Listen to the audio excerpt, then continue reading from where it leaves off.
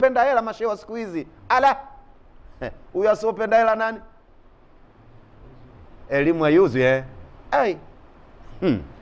Shekhe, idha jaa haiwivi kwenye sufuria. Ndio. Wala lam yakuni, haiwivi.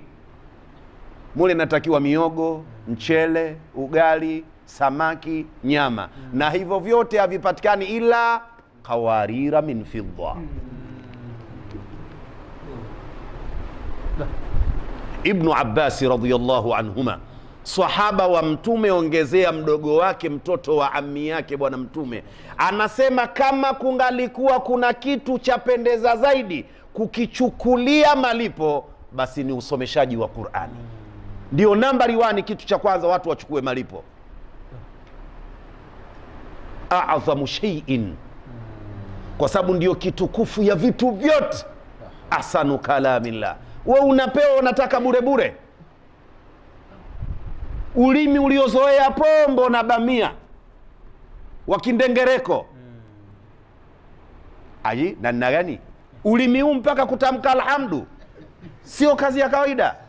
Enewe ulimi huu wandengereko tunajijua mwakato isigani. Ulimi huu uweze kuitamka Qur'ani, hawa wanafanya kazi kubwa. Allah walipe kila la kheri. Wakiimiza 3,000 yao 5,000 yao, acheni ngenga, wapewe na ikiwezekana waziada. Alafu wakati mwingine mpaka vichwa vinaomba, kwa sababu mimi nimesomesha hiyo na nishastaafu, hata unirudishe vipi huko sirudi. Unamfundisha hapa liila fi Quraish, unasikia kule mwalimu kanivunya. We mekuaje huko?